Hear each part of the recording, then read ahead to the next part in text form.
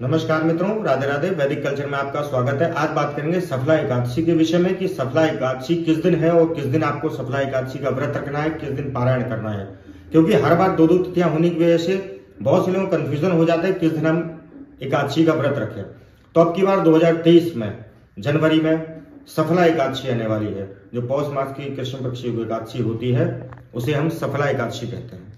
अब की बार 2024 जनवरी में सफला एकादशी 7 जनवरी 2024 को मनाई जाएगी। इसमें कोई भी कंफ्यूजन आपको नहीं रखना है, क्योंकि एक ही तिथि होने वाली है। 7 जनवरी को आपको सफला एकादशी का व्रत रखना है और 8 जनवरी को इसका पारायण करना है।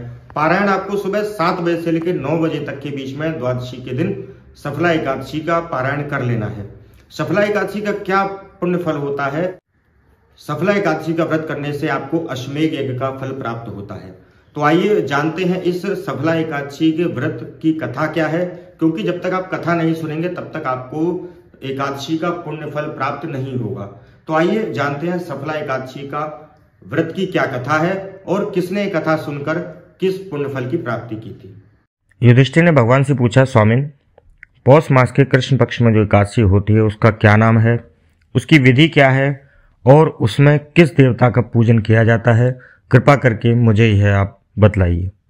राजेंद्र, आज मैं आपको पौष मास की कृष्ण पक्ष की जो एकादशी होती है उसके बारे में विस्तार से बताता हूँ। बड़े ध्यान से सुनो। बड़ी बड़ी दक्षिणा वाले यज्ञों से भी मुझे उतना संतोष नहीं होता जितना एकादशी व्रत के अनुष्ठान से होता है। इसलिए सर्वथा प्रयत्न करके एकादशी का व्रत करना चाहिए। पौष मास के कृष्ण पक्ष में जो एकादशी होती है उसका नाम होता है सफला एकादशी। उस दिन पूर्वोक्त विधि विधान से जो पहले बताया हुआ है उस विधि से विधि पूर्वक भगवान नारायण का पूजन करना चाहिए। एकादशी कल्याणकारिणी करने वाली है, अतः इसका व्रत अवश्य करना चाहिए। जैसे नागों में शेषनाग, पक्षियों में गरुण, देवताओं में विष्णु और मनुष्यों में ब्राह्मण श्रेष्ठ है, उसी प्रकार संपूर्ण व्रतों में एकादशी तिथि श्रेष्ठ है। राजन, सफला एकादशी को नाम मंत्रों से उच्चारण करके फलों के द्वारा भगवान विष्णु का पूजन करें। नारियल के फल, सुपारी, बिजौरा नींबू, जमीरा नींबू, अनार, सुंदर आंवला, लौंग, बेर और विशेषकर आम के फलों का देव देवेश्वर भगवान श्री हरि की पूजा करनी चाहिए। इसी प्रकार धूप दीप से भी भगवान की अर्चना करनी चाहिए। सफला एकादशी को विशेष रूप से दीपदान करने का विधान है। रात को वैष्णव पुरुषों के साथ जागरण करना चाहिए। जागरण करने वालों को जिस फल की प्राप्ति होती है वह हजारों वर्षों की तपस्या करने वाले को भी उस फल की प्राप्ति नहीं हो पाती है। हे नृपश्रेष्ठ, अब सफला एकादशी की शुभ कारिणी कथा सुनो। चंपावती नाम से विख्यात एक पुरी है जो कभी राजा माहिष्मत की राजधानी थी। राजर्षि माहिष्मत के 5 पुत्र थे।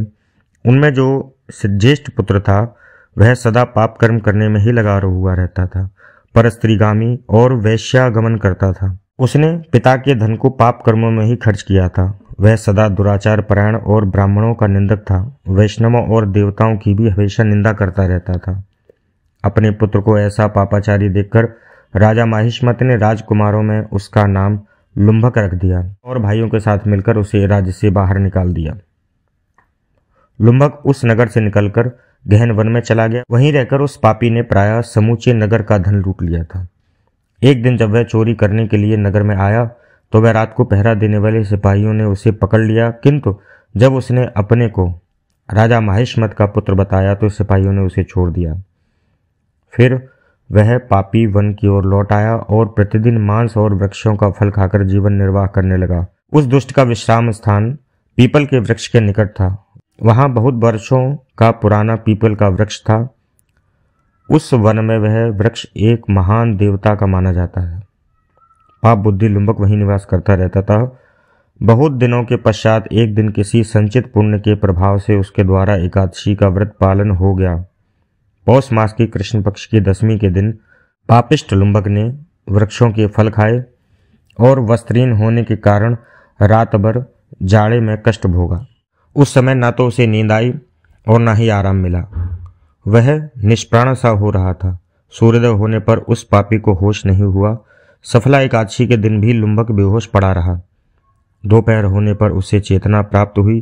फिर इधर उधर दृष्टि डालकर वह आसन से उठा और लंगड़े की भांति पैरों से बार बार लड़खड़ाता हुआ वन के भीतर गया। वहां भूख से दुर्बल और पीड़ित हो रहा था। राजन, उस समय लुम्बक ने बहुत से फल लेकर जो ही विश्राम स्थल पर लौटा त्यों ही सूर्यदेव अस्त हो गए। तब उसने वृक्ष की जड़ में बहुत से फल निवेदन करते हुए कहा, इन फलों से लक्ष्मीपति भगवान विष्णु संतुष्ट हों। यूं कहकर लुम्बक रात भर नींद नहीं ली।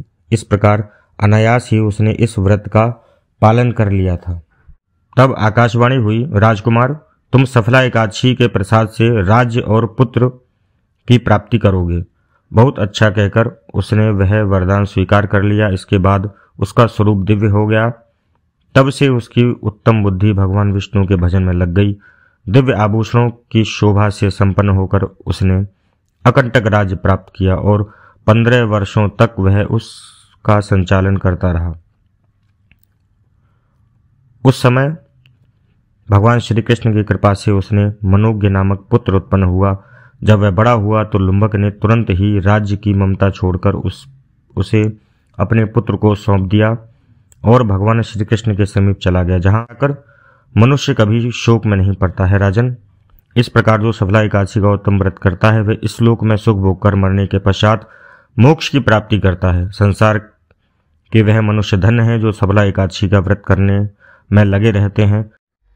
तो ये थी सफला एकादशी के व्रत की कथा। इस कथा को जो कहता और सुनता है उसको अश्वमेध यज्ञ का फल प्राप्त होता है। राधे राधे।